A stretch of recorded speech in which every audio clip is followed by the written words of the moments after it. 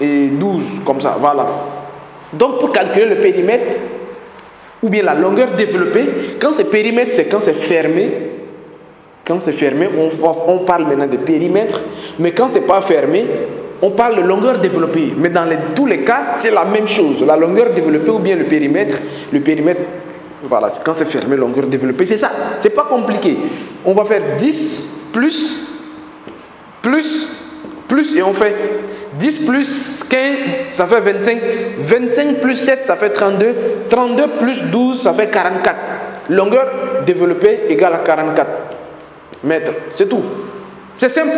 Donc, c'est comme ça. Même si c'est un périmètre, maintenant, on fait plus ici. 20. Donc, ça va faire périmètre maintenant. 44 plus 20, ça fait 64 mètres. C'est tout. Donc, on vient, par exemple, de calculer la longueur développée du soubassement. C'est simple, ou bien la longueur développée des murs, ou bien la longueur développée des poutres. Donc, c'est une longueur développée, c'est tout. C'est une longueur développée, c'est ça qu'on appelle périmètre. C'est simple à calculer. Somme. Vraiment ça, même si c'est CM2. Donc ça, je n'ai pas besoin vraiment de m'attarder à ça. Je vais effacer. On va passer maintenant peut-être à quelque chose un peu, c'est pas compliqué. Tout est simple, surtout quand c'est Justin qui explique, c'est simple. On a la surface, voilà. On va maintenant calculer les surfaces. Les surfaces, bon, il y a quelques types de surfaces. Donc, rapidement, je vais vous donner des formules de base. Rien de compliqué. Vraiment, oubliez les trucs compliqués où vos enseignants vous apprennent à l'école. Très, très compliqué. Là, oubliez ça. Ici, c'est très simple. Surface, c'est longueur fois largeur. C'est tout. Maintenant, il y a d'autres cas. On va voir. Donc, surface de base. Surface de base, vous avez la surface de base. Donc, on commence par un rectangle, un carré. Donc, quand vous avez un carré, la surface d'un carré égale à côté fois côté. C'est tout. On fait côté fois côté et on a la surface d'un carré. Quand c'est un rectangle, c'est la même chose. C'est côté fois côté, sauf que dans le rectangle, ça ne s'appelle pas côté. Ça s'appelle maintenant longueur et largeur. Donc, surface de rectangle, surface de rectangle maintenant, ce qui entraîne que surface de rectangle égale à longueur fois largeur. C'est simple.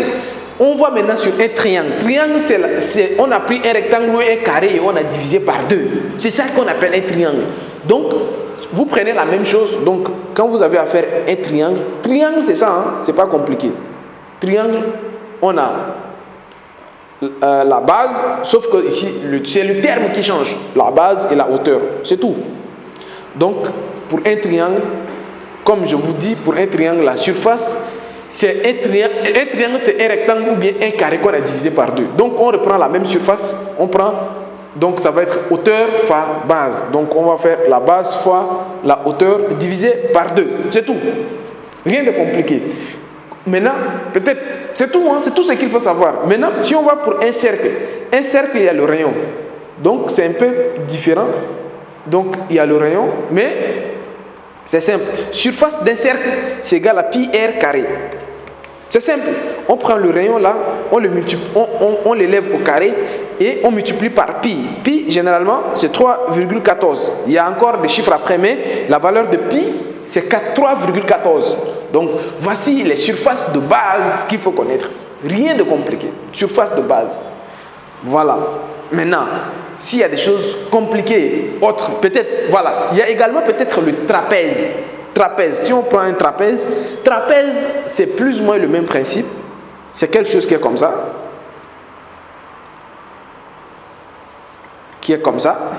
Mais dans ces cas-ci, alors, vous voyez, c'est quelque chose qui ressemble un peu, sauf que dans ces cas-ci, la hauteur reste la hauteur, la longueur maintenant, ici, il y a une petite longueur, donc on appelle ça la grande base, ça peut être inversé, mais on appelle ça la grande base, grand B, et la petite base, petit b.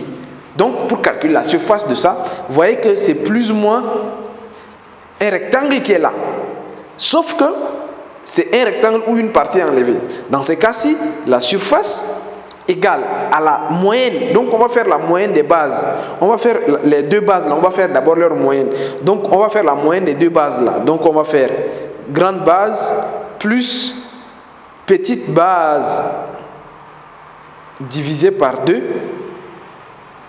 Donc on fait la moyenne. Donc tout ça là, on fait la moyenne déjà des bases. Et après maintenant, on multiplie par la hauteur. C'est tout. C'est des choses vraiment, des calculs très très simples en fait. C'est très simple pour calculer des surfaces. Le plus important, comme je l'ai dit, ce n'est pas de vous apprendre à calculer les surfaces, mais comment vous allez utiliser ces surfaces après dans le devis. C'est là l'objectif, c'est de là où je veux vous amener. Donc suivez juste attentivement et puis ça va aller vite. Donc ça, c'est comment calculer la surface. C'est simple. Rien de compliqué. J'efface. Maintenant, on va calculer les volumes. Quand on va calculer les volumes maintenant, c'est comment? Volume. On va calculer maintenant les volumes. Donc 3, c'est les volumes. Les volumes. Alors, j'ai oublié de vous dire à quoi ça sert les surfaces. Oh là là là là là. Alors, je vous explique. Les surfaces, c'est simple. Quand vous calculez les surfaces, normalement dans le domaine du bâtiment, les surfaces, ça permet de calculer beaucoup de choses. Les surfaces, par exemple, la dalle, c'est une surface. Donc, on calcule la dalle de la surface. On calcule la surface de la dalle. On calcule la surface de la dalle.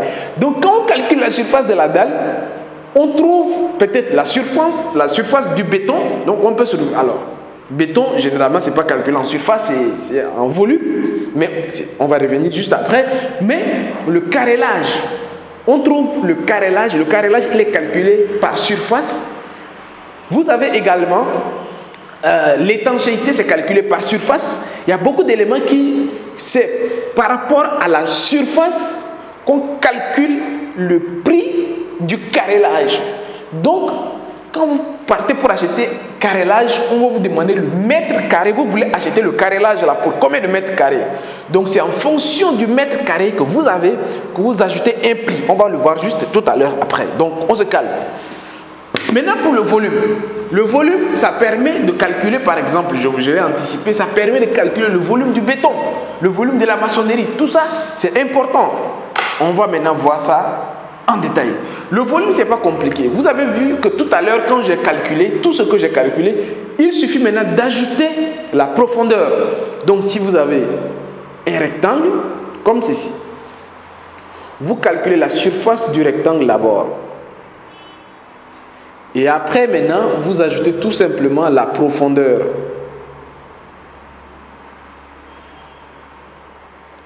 Voilà. Donc, voici la profondeur. Donc, vous avez la surface, longueur fois largeur. Je vais changer de stylo pour que vous voyez. Je prends un stylo, un autre stylo. Donc, je prends, vous voyez, la longueur fois la largeur. J'ai ma surface et après, je multiplie par la profondeur pour avoir le volume. C'est simple. Donc, à chaque fois, surface fois la hauteur. Pour calculer le volume égale à la surface de base. Donc, ça, c'est la surface de base. Maintenant, fois la profondeur. Multiplié par la profondeur. C'est tout. C'est ce qu'on appelle volume. Donc, même si c'est un carré, vous allez toujours calculer les surfaces qu'on a vues là.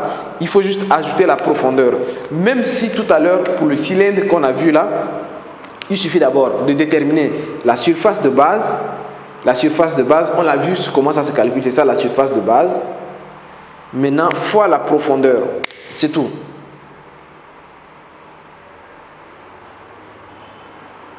Voilà. Donc, rien de compliqué. Ou bien ici aussi, il y a un truc comme ça. Voilà. Mais c'est surface de base fois la profondeur.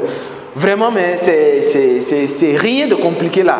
Pour calculer les volumes, mais vraiment, c'est... Donc, 1 mètre cube de béton, 1 mètre cube de gravier, 1 mètre cube de sable, 1 mètre cube de... Voilà. C'est-à-dire que tout est calculé par mètre cube ici. Donc, il faut connaître ça.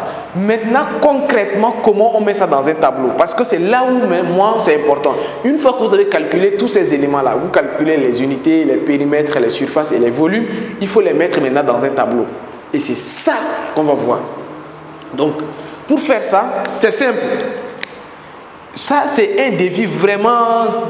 C'est un principe de base. Après, on va aller un peu plus loin. Mais avant d'aller plus loin, j'aimerais quand même attirer votre attention sur tout ce que je viens de calculer. Les unités, les surfaces, les unités, les périmètres, les surfaces, tout ce que j'ai calculé là, tout.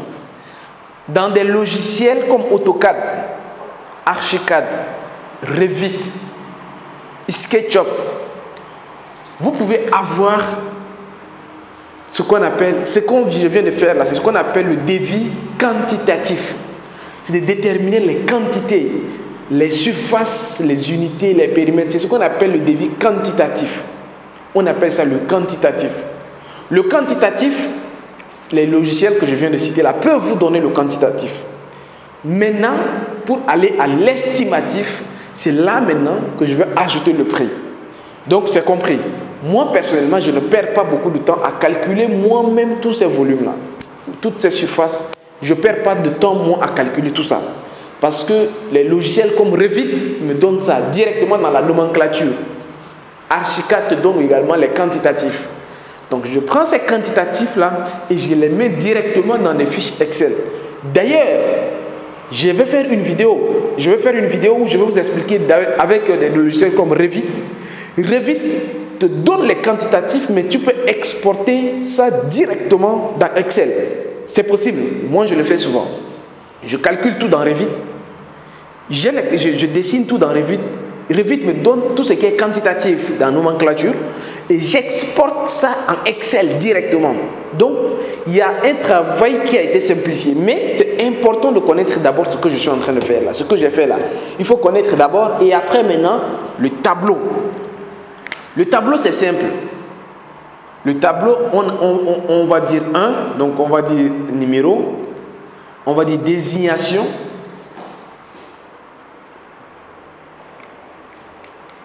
On va mettre désignation. On va mettre unité. On va mettre quantité. On va mettre le prix unitaire et le prix total. Voici comment on fait un devis. Donc, en fonction des volumes que j'avais calculés ici, donc je ne vais pas trop entrer dans les détails, c'est le principe que je suis en train de vous donner. Je vais mettre numéro 1. Je vais mettre terrassement. Désignation, c'est terrassement. Donc, je commence par terrassement. J'écris terrassement. Terrassement. Dans le terrassement,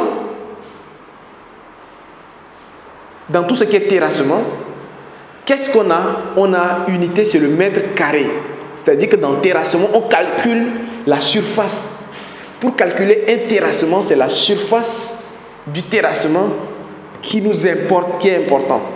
La quantité maintenant, on aura 20, on met 20. Donc, on a 20 mètres carrés de terrassement. Le prix unitaire, c'est-à-dire qu'un mètre carré de terrassement, c'est ça maintenant. Dans certains pays, je prends la moyenne 6 000 francs CFA. 6 000. Donc, unité, c'est mètre carré. Prix unitaire, généralement, il faut mettre entre parenthèses. Alors, j'ai pas assez d'espace, mais bon, je vais le faire propre pour que vous compreniez. Donc, je vais mettre prix unitaire, et je mets entre parenthèses francs CFA. Voilà. Ici également, prix total, entre parenthèses CFA. Voilà, comme ça. Donc, 20 mètres carrés de terrassement, mais 1 mètre carré de terrassement fait 6 000 francs CFA. Fait 6 000 prix unitaire CFA.